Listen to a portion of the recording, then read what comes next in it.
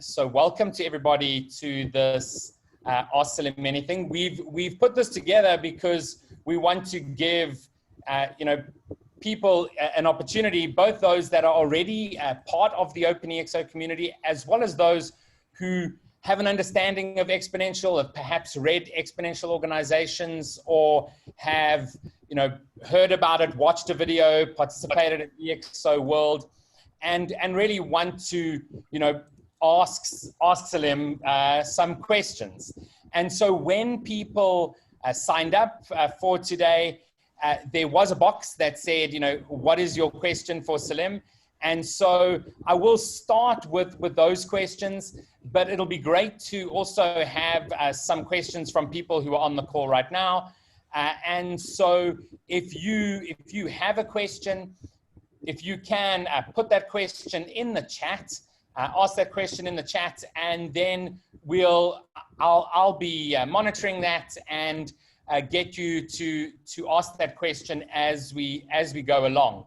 So Salim, if we can start with some of the questions that came from the sign up form, and the first comes from Pedro, and he was just asking, given the pandemic, what are some of the learnings and key insights that you have regarding the pandemic, not necessarily in relation to health, but in relation to our human development?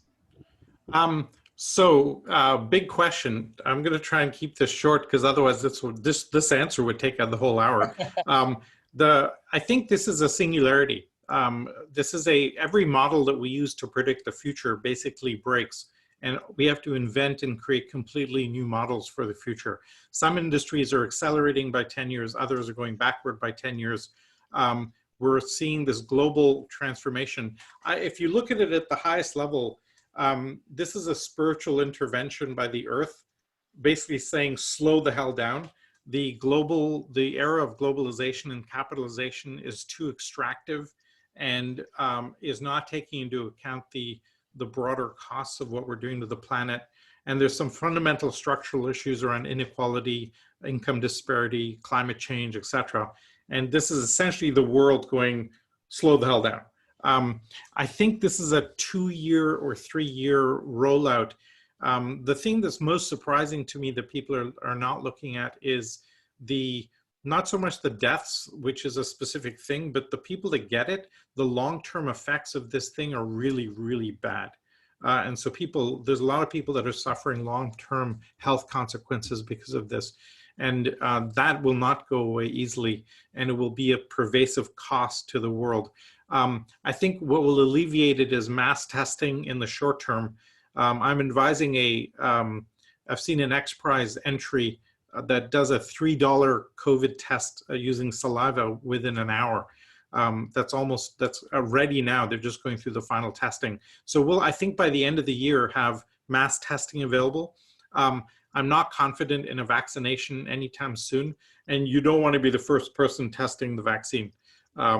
So I think that will be a much longer thing. So I think this is a structural shift in the way the world works, and we want to take advantage of that and use it to transform how we look at the world and how we're structured globally. I think a society needs a global restructuring, and this is the intervention to do it, whether we like it or not.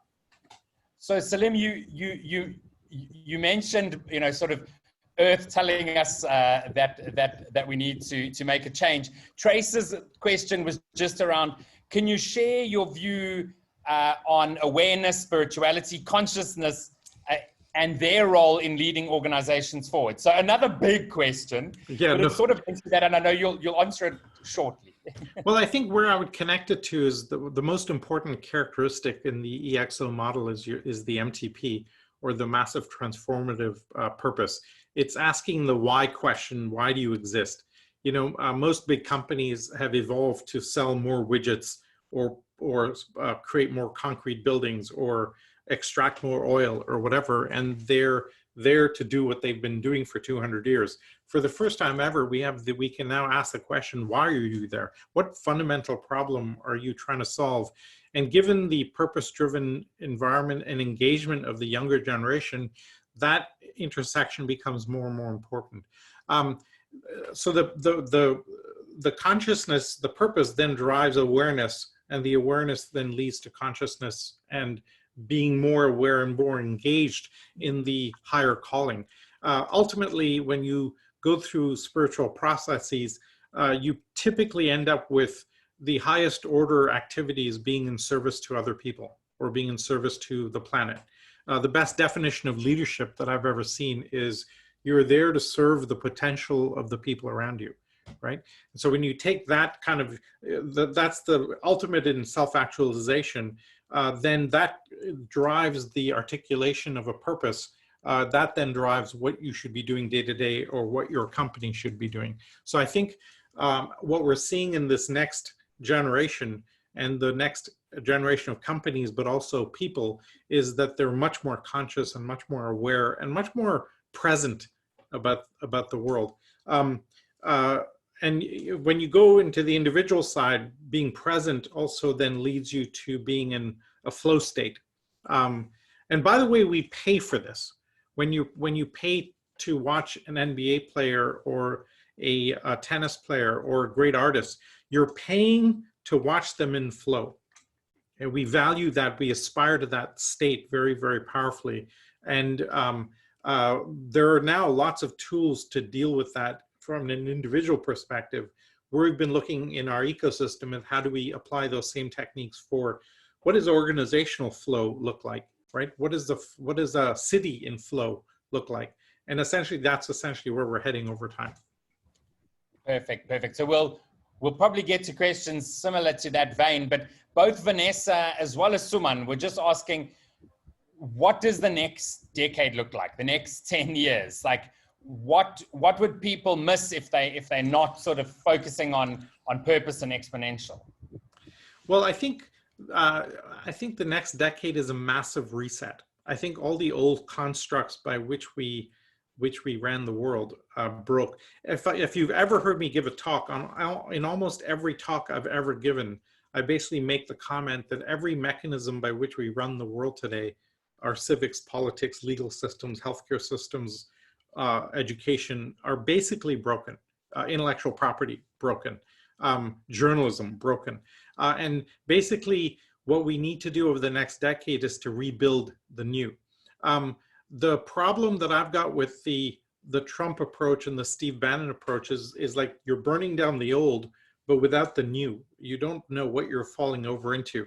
And we need to design that new so that as our old structures break, you kind of fail over elegantly. When you look at every civilization in the past, the Romans, the Incas, the Mayans, they all got to very, very sophisticated, very complex societies. And then they hit a boundary condition, and every one of them collapsed very suddenly. Right? And what we're trying to avoid, I think, as a global species is how do we avoid 300 years of the dark ages? And this is why we had the framing in Exo World. Do we opt for a Mad Max future or a Star Trek future? Because we're kind of heading down the Mad Max path right now, especially if you're in the US. And how do we move and tilt that future in a new direction? And it was very hard before Corona because the global supertanker is charging down and it's very hard to change direction. But now it's suddenly stopped and ground to a halt. Let's grab the wheel and wrench it and restart it in a better direction. And so I think that's the work of our ecosystem. And I'll go back to the more conscious you are about the world and the planet and yourself, the more you see the need to rebuild and restructure.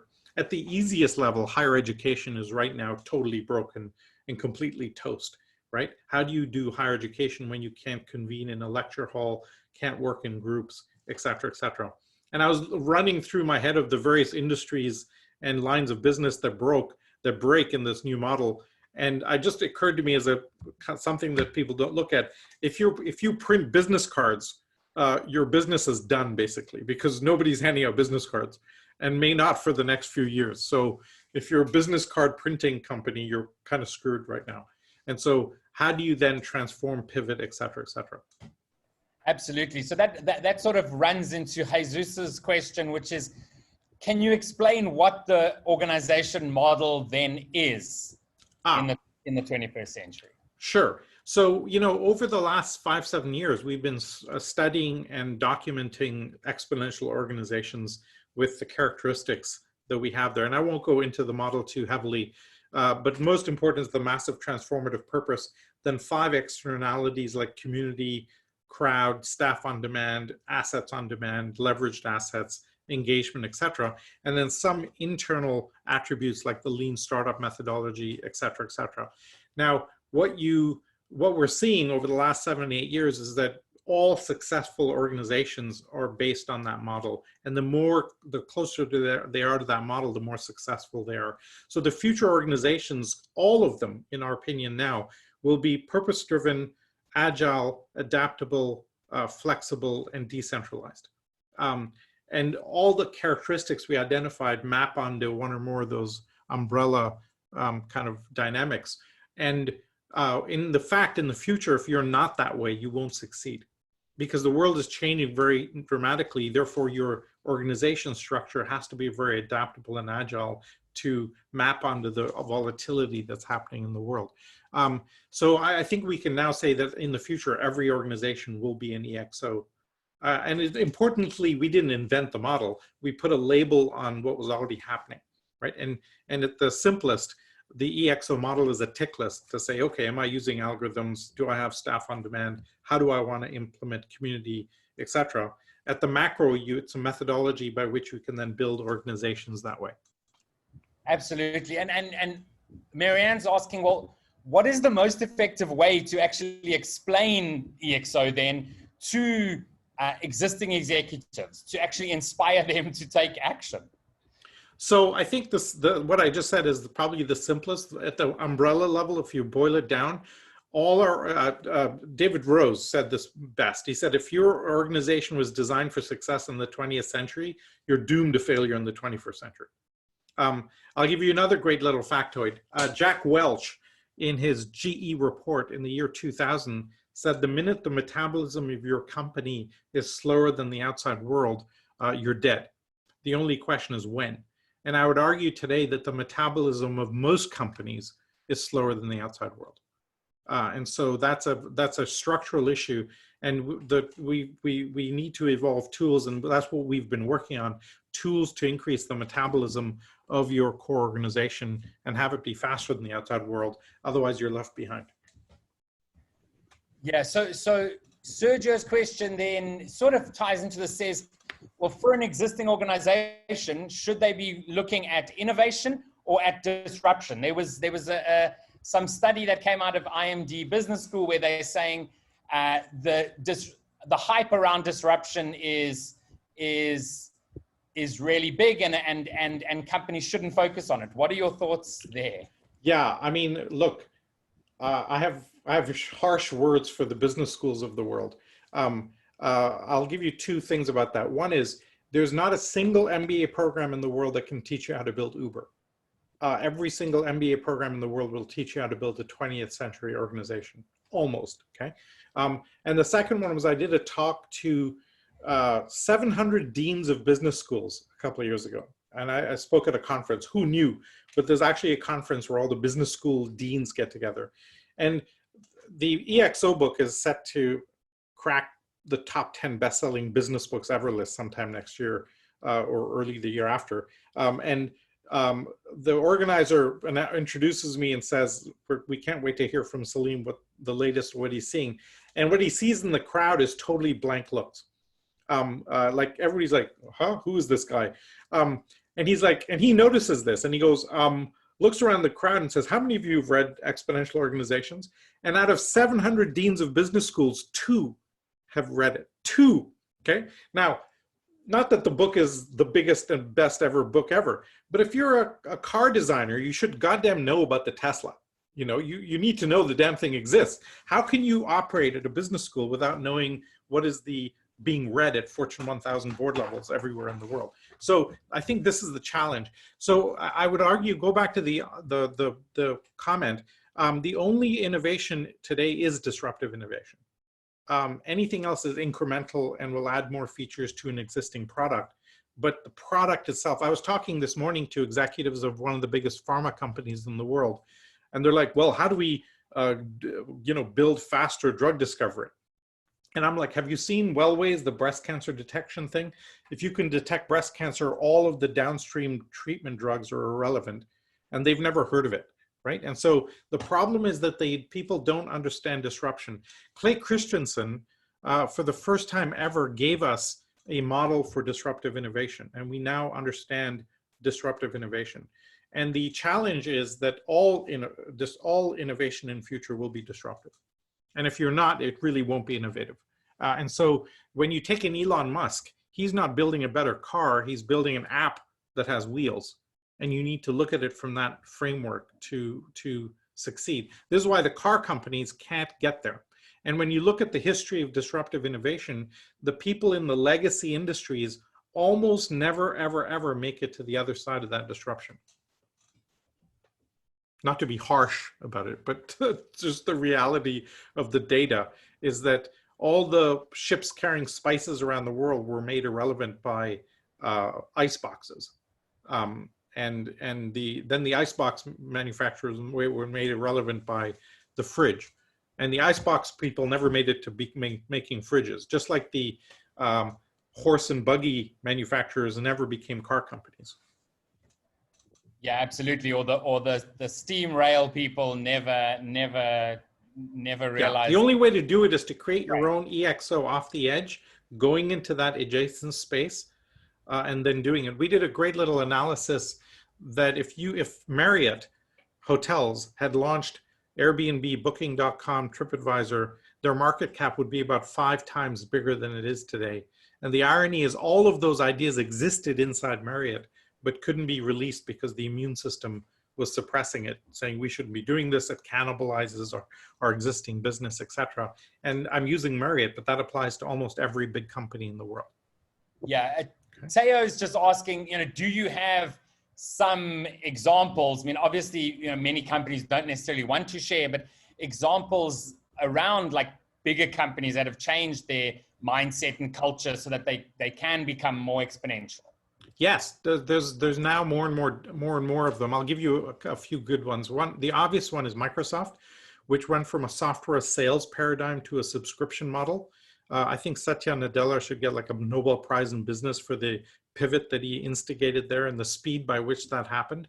They're making more money than ever because of that, and that's a pretty huge shift.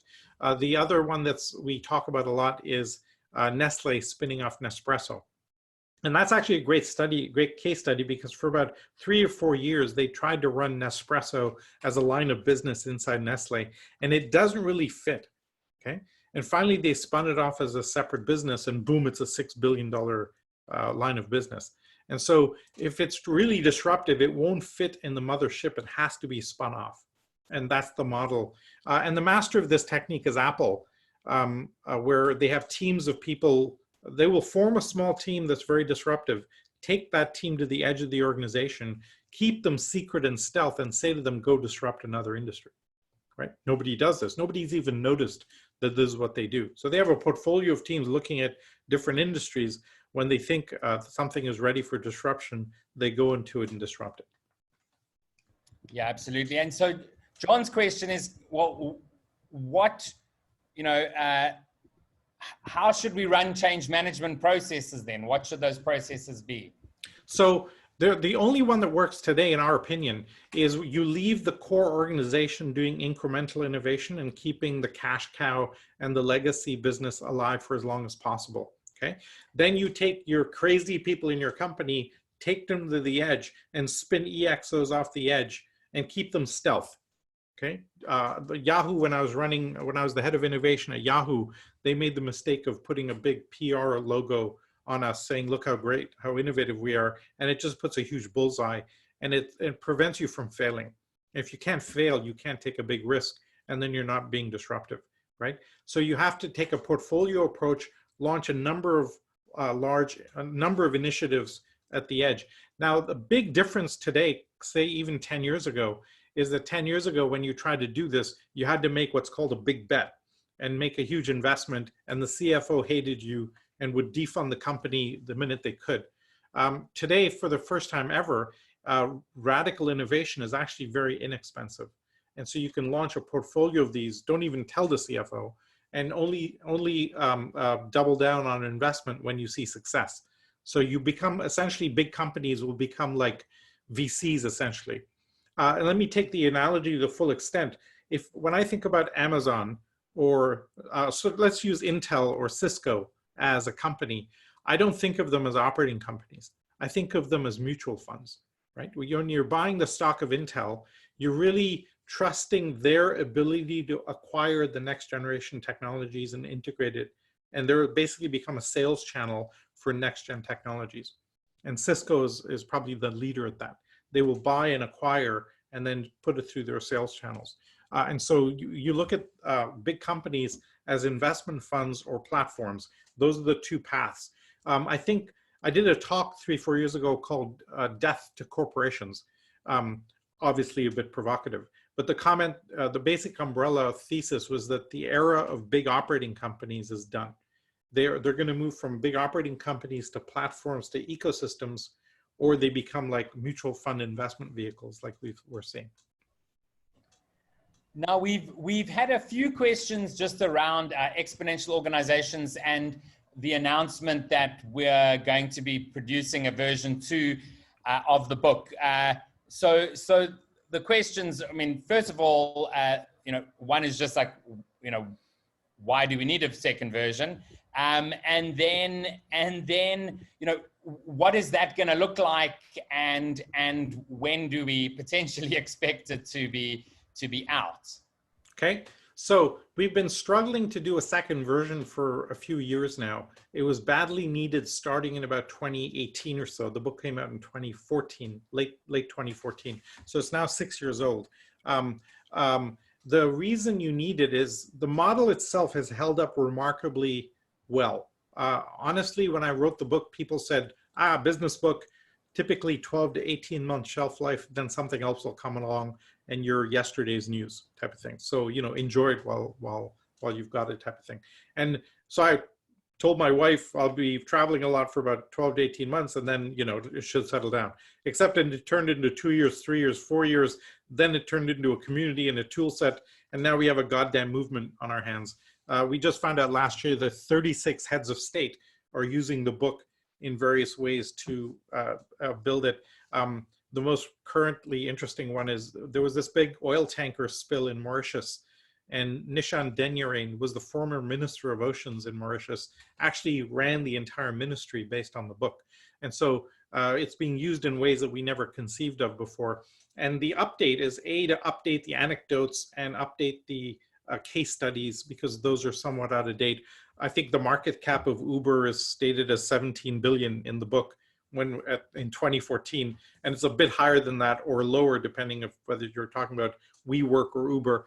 And I think what we're going to do is add a ton more anecdotes, how-to guides, case studies, tips and tricks for implementing the model, and also talk a bit more about the interdependencies of, okay, if you've got the model, if you want to implement algorithms, what do you have to have in place?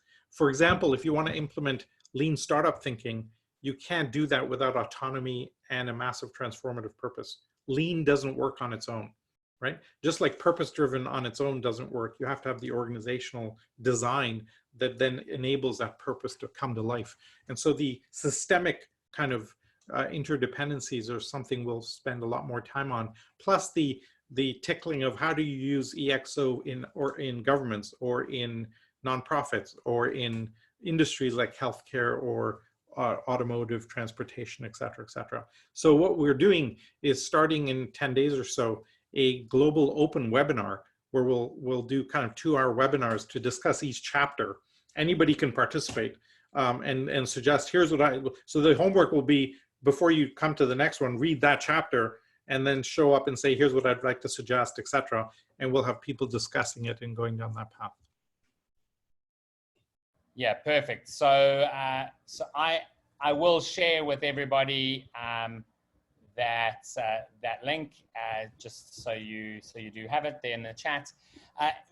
Moving on from that, you mentioned the OpenEXO community. We've had a few people just asking questions about it. Asking questions about what is OpenEXO's business model? How does OpenEXO want to grow? Where does OpenEXO see itself in 1, 10, 15 years? So perhaps if you can give some light on that. Sure.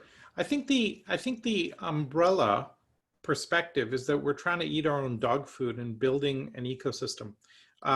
Now, where does this end up? We don't know, because frankly, if we try to paint a picture, the picture would be wrong.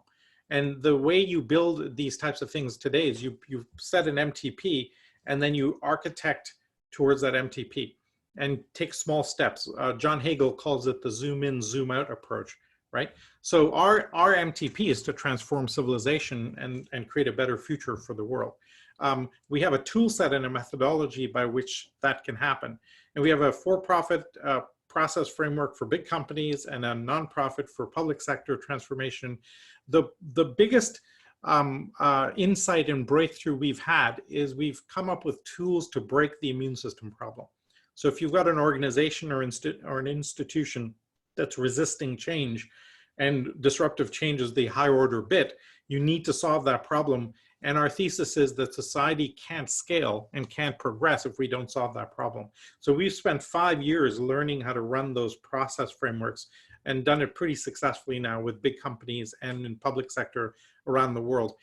And then establish enough. The dream I had was to come up, get to a point of about 2,000 certified EXO consultants. We're close to 1,000 right now, so we're about halfway there, where we have enough people that understand the model that if we suddenly have a new project, we can bring a lot of people to bear and get things done very, very quickly. Just as an example, and I'll go back to Mauritius, during the middle of August, this oil tanker broke up. Nishan pinged me and said, hey, can I get your community help? And we spun up a project called Ocean EXO, which is taking all the satellite images and Kent has just put the link in the chat, satellite images and fishing logs and citizen-based kind of photographs and documenting it, geocoding it, and putting it on a blockchain so that later when they need to take legal action, they can do that. And we spun the whole thing up in about 10 days. And so that's what's possible today. We can take a new problem space or suddenly an opportunity arrives. We can galvanize around it very, very quickly, which is not just us, but any of us in the community can do that. And I think that's the incredible power of what's possible today. And so what we want to create is an ecosystem and a platform where where we need to solve pollution in this or solve the heat problem in California or solve corona outbreaks here, we can very quickly galvanize around that purpose and then build organizations and communities that work on that.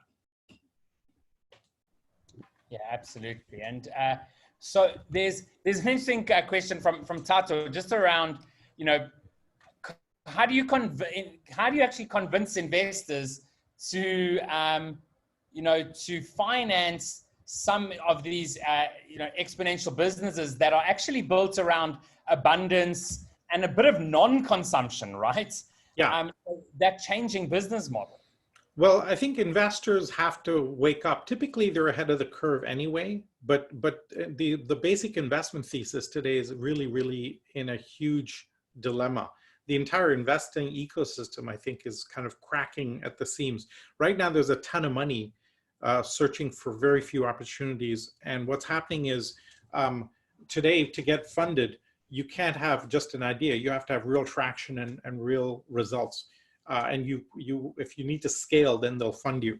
Everybody's looking for the unicorn. And so the challenge is that there are a lot of really good businesses that aren't getting funded that should, because they're just solid businesses. And everybody's searching for the holy grail of breakthrough, outstanding success, et cetera, which obviously is hard to find.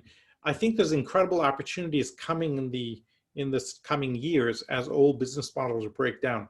Now, the era of abundance basically moves from a consumption from a product to a service model, right? And the best example of this is music. So we used to sell music as a scarcity. We'd sell the cassettes, the CDs, the DVDs, et cetera. And you had 6 or 8 major music studios around the world controlling the music industry and selling scarcity as a business model. Then you digitize music, and all of a sudden all 8 pretty much disappear.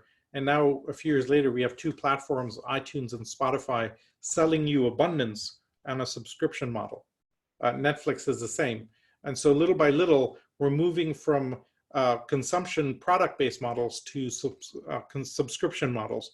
I expect that subscription model to hit the transportation industry as soon as we come out of Corona, because nobody wants to own a car in the future. It sits there depreciating while you own it, and it's the second most expensive purchase you can have. The younger generation, by the way, teenagers in big cities all over the world are not getting driver's licenses. And like the car industry should be watching that with a little bit of concern. And so I think what will happen is you'll come to an autonomous car driving you around at a cost per kilometer, or if you're willing to watch ads, like in a New York taxi, it'll be free. And so that kind of a model, advertising or subscription, will drive more and more industries in the future: energy, transportation, healthcare, education being obvious parts of that. Perfect. I've just noticed Minor's question there in the chat, which is just around, the EXO model in micro businesses, so more like less than 10 employees. Yeah. Is there anything different that people should think about in those situations? If you're a small company, you should just take the model and whack it in right away. Basically, read the book or read the model or watch one of our talks.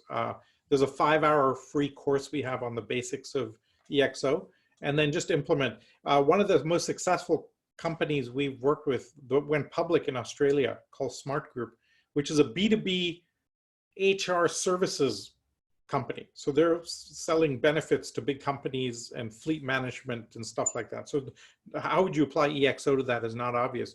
What they did was they basically created a project for each of the characteristics in the EXO model, and every quarter they just re-up the project. So how are you implementing algorithms? How do you implement in community? And they run 1-quarter projects on all the 10, and then just rerun the projects again and have new projects. Okay, how are we going to apply community this way?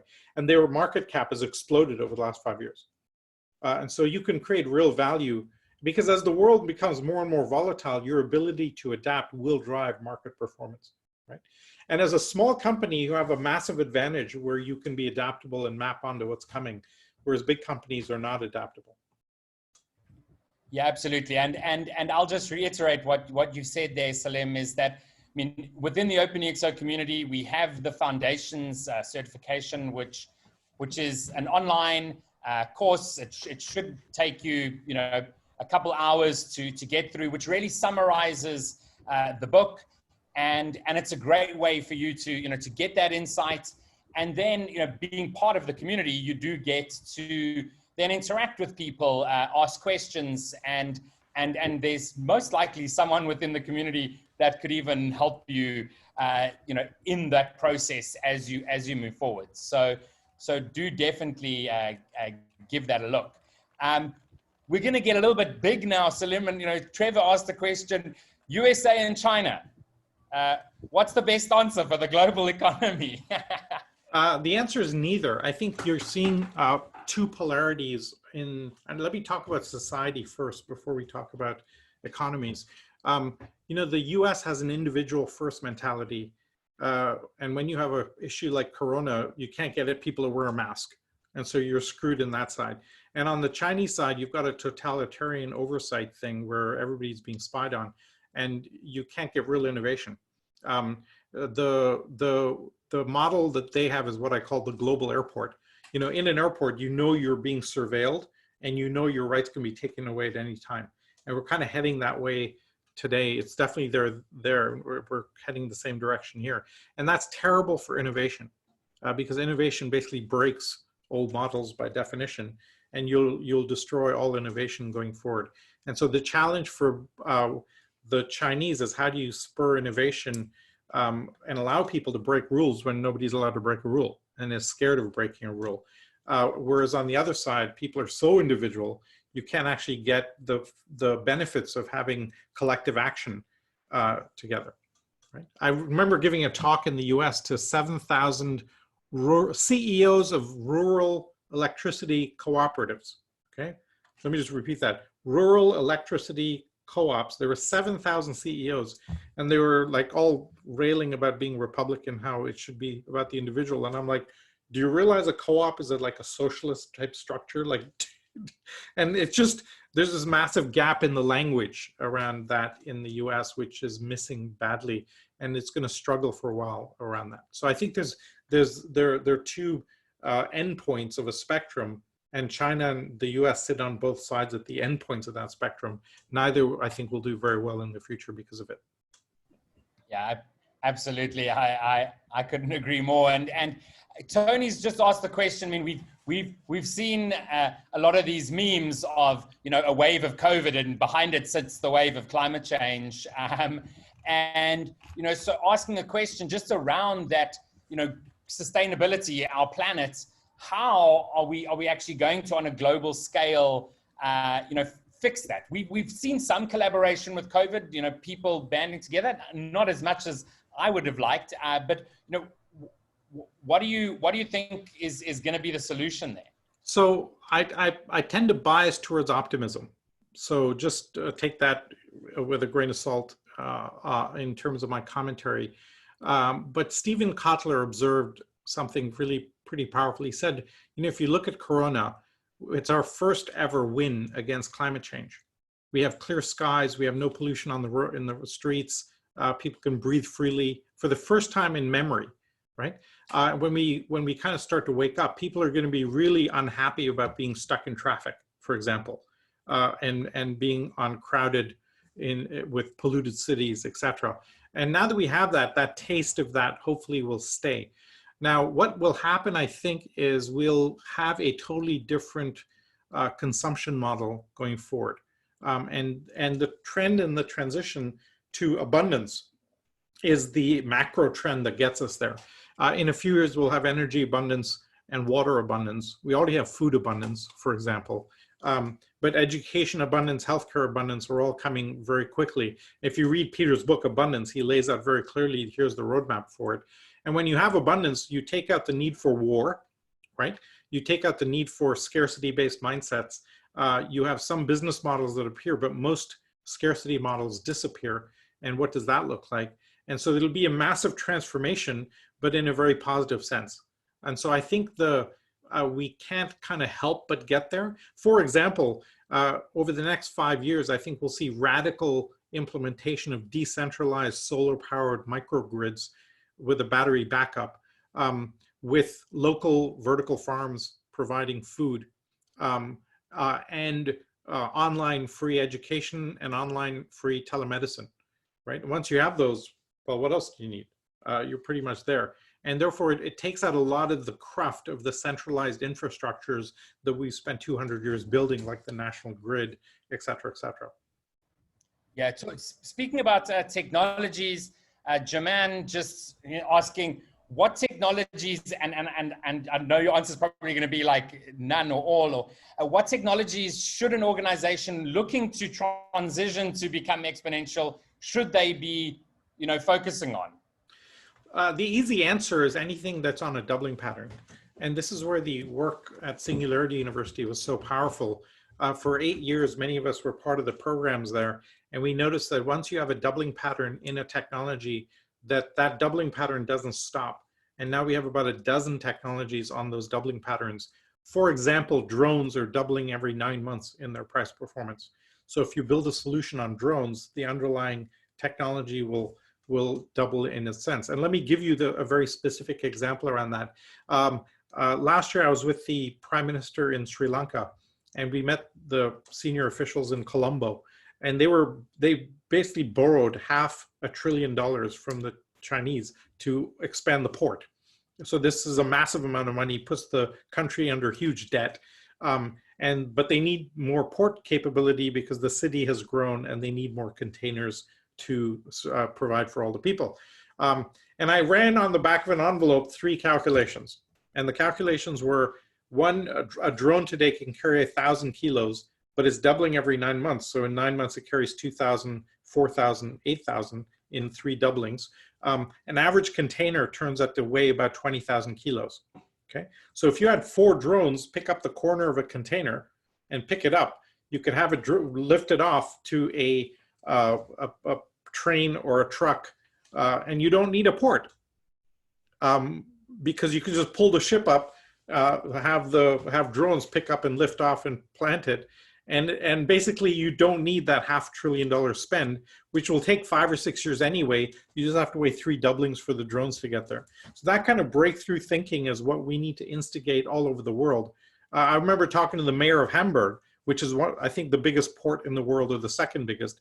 And he's like, yeah, you can't mess with our advantage. You need a port. We're the biggest port in the world. And he's going to freak out when he sees this, because now any city does not need a port. And so what the hell do you do if you're Hamburg, right? So this is the kind of breakthroughs that we're going to see. If you're looking for technologies, look for information-based technologies that have a natural doubling pattern.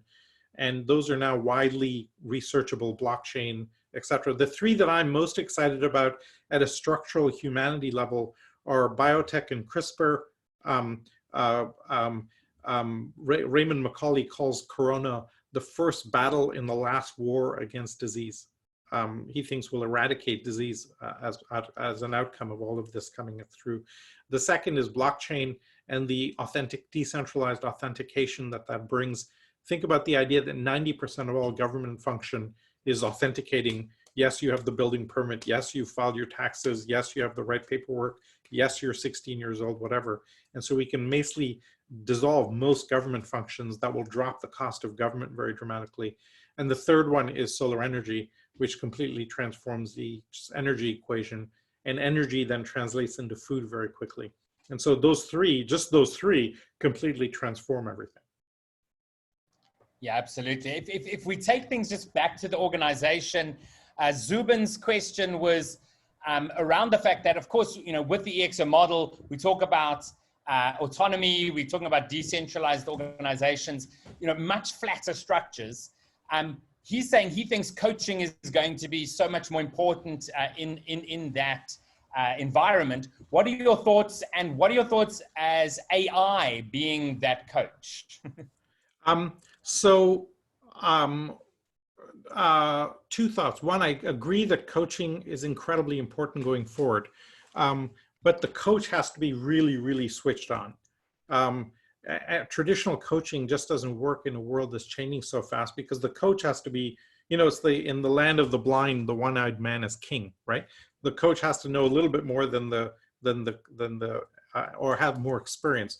And I think that will be, as we render experience less and less useful, then what are you hiring a coach for is really about coaching you around your imagination and around your leadership, your creativity. And I think we'll see coaches around those things and around the EXO type of attributes that people need to think about. How do I apply AI, etc. I think AI is a great diagnostic for many, many things. It's not great on the prescriptive side. Okay, so what do I mean by that? I think like, for example, there's an AI chatbot out of China where they can understand somebody's English comprehension levels 3 times better than a personal private human tutor, because the way I type and write gives a very deep indication of where I am with English as a second language, for example. But we've seen on the prescriptive side that, say, AI is trying to drive, have a very, very tough time of it. And I'm now starting to lean more and more towards the fact that it's going to take much longer to get to autonomous driving than we wanted or thought. It'll happen very quickly if we can rebuild the roads to be sensor driven and sensor embedded. But if on the traditional road mechanisms, which are really designed for pedestrians and horses, etc., then autonomous cars have a tough time with that. Yeah, absolutely. And going to a bit of an industry specific one, Julia's asking, what are your thoughts around the insurance industry? How's it going to improve? Is it going to even be around in a few years to come? So I think insurance is really, really tough right now, because how do you insure anybody against fire in California going forward, right? Or anybody in Florida against floods? You just can't. And therefore, the volatility of the natural environment will break most insurance models, which rely on predictability, okay?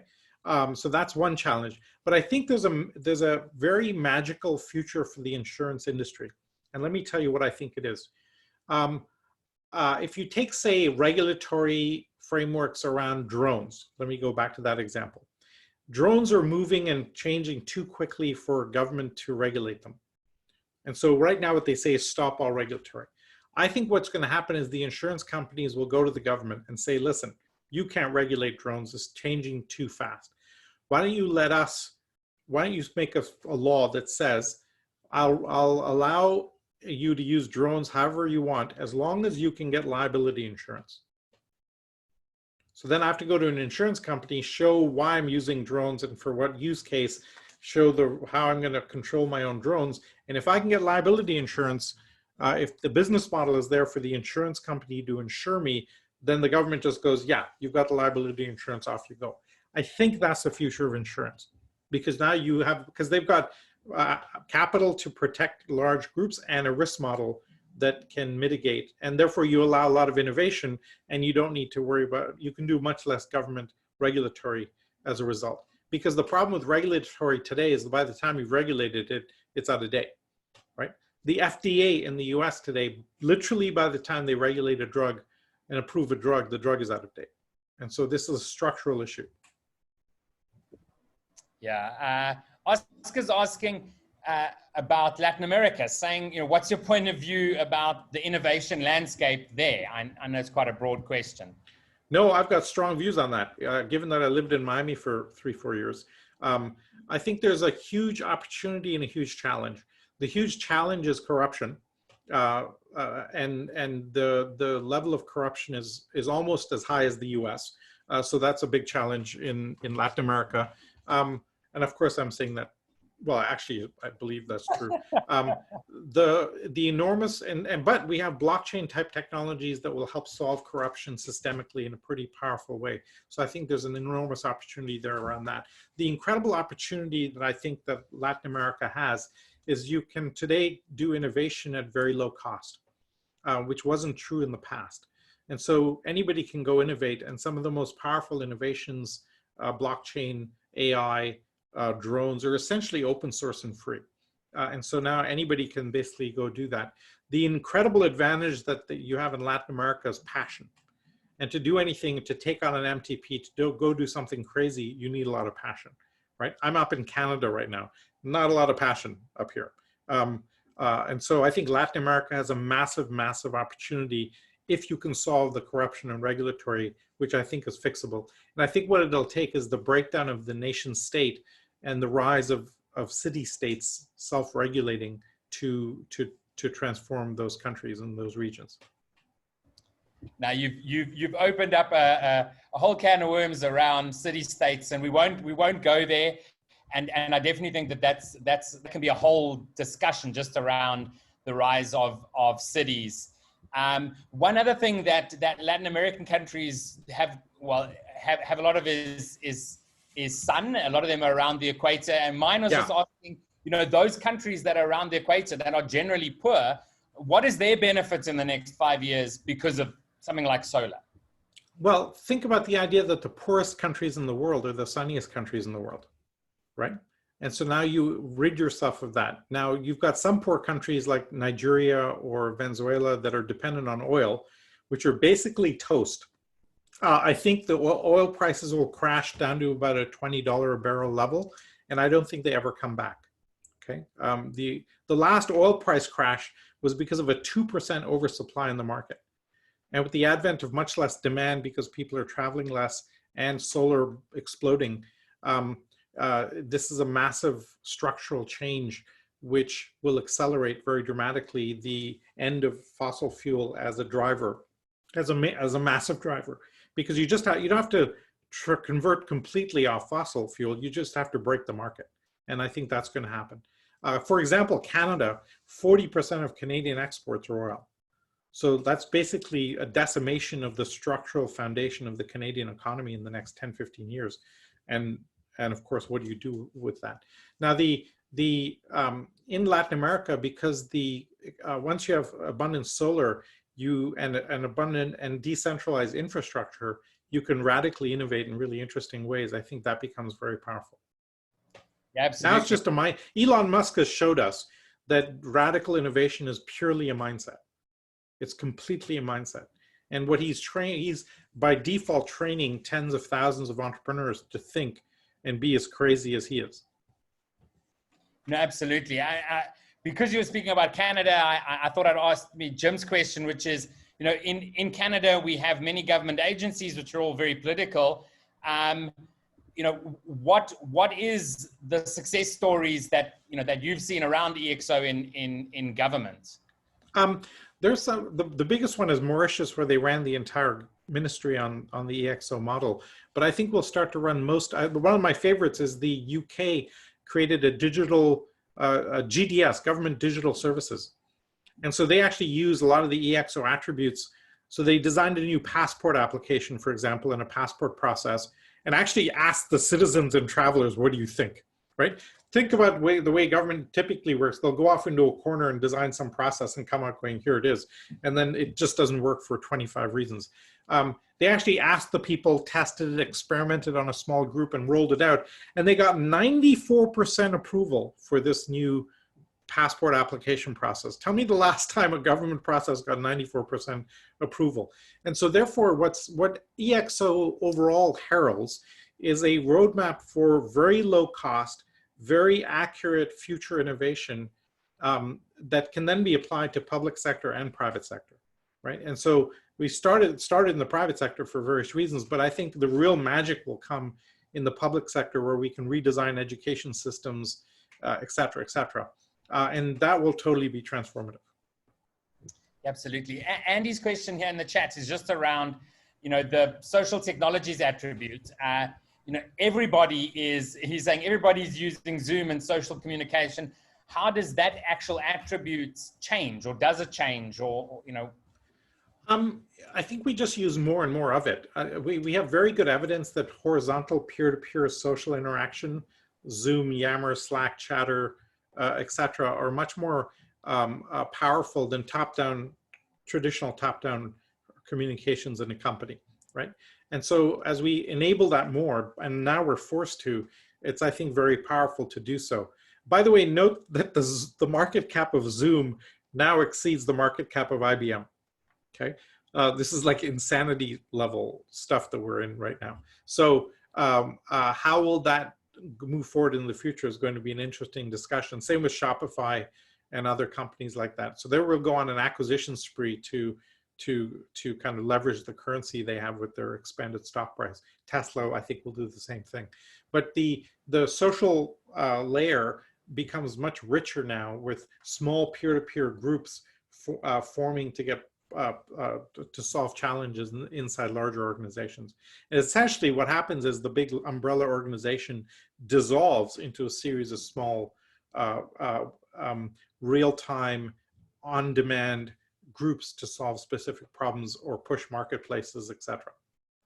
Yeah, absolutely. And I also think that whilst you might be using some of the technologies like Zoom, the mindset around social technologies and actually living that attribute, are a little bit different. You might be running a very top-down structure, but through Zoom, then you're not really living that social attribute. Yeah, and importantly, if you were in a big company, the CIO typically banned the use of WhatsApp and Google Groups and Google Docs, etc., because they just didn't want to lose control.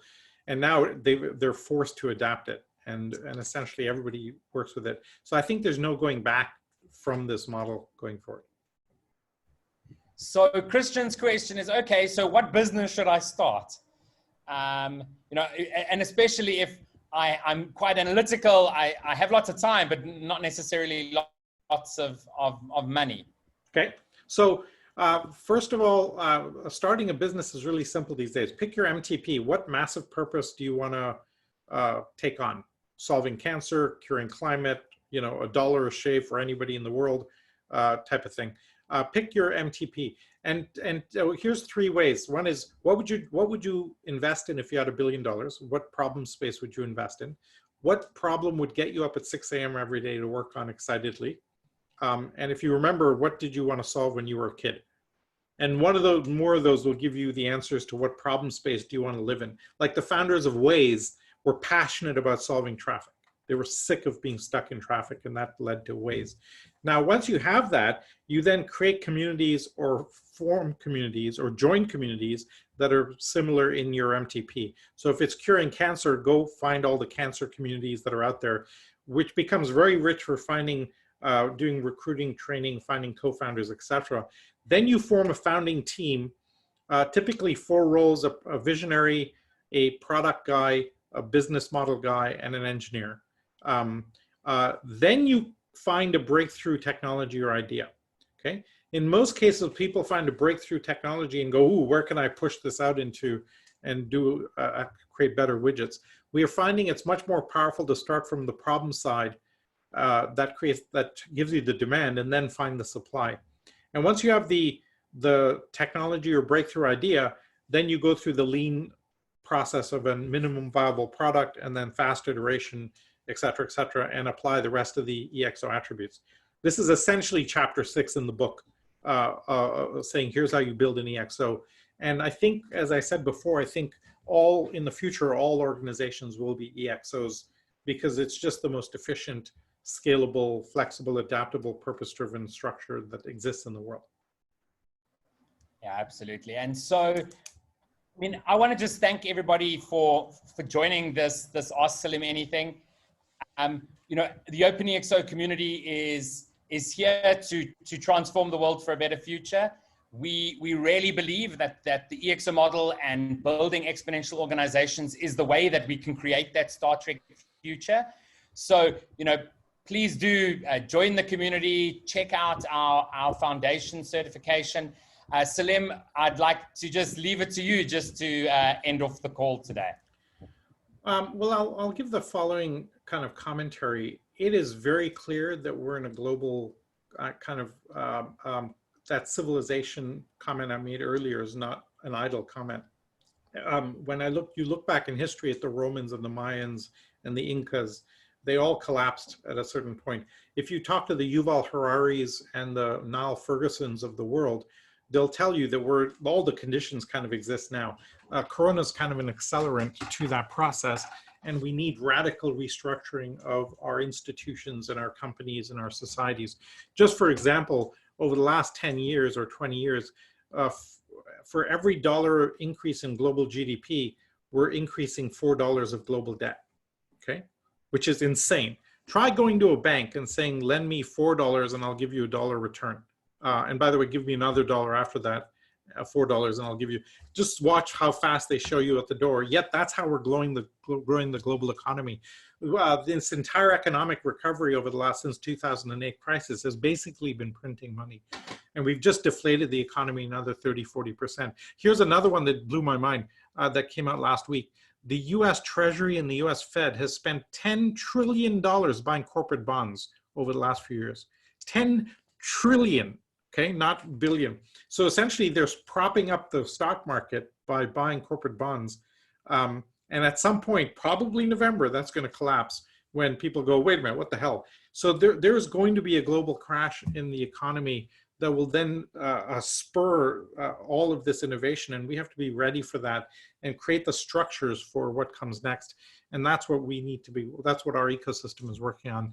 And that's what we're passionate about. So super thank you for everybody being here. Kevin, thank you for emceeing and organizing this. I'd love to do it again and get into some of the more interesting metaphysics discussions, spiritual side, et cetera, et cetera. I haven't even complained about the French, for example. Thanks so much, Salim. And thank you everybody for joining. We'll catch you at one of our other events or in the platform. So thanks everybody. Right. Talk soon, folks. Bye-bye. Thank you.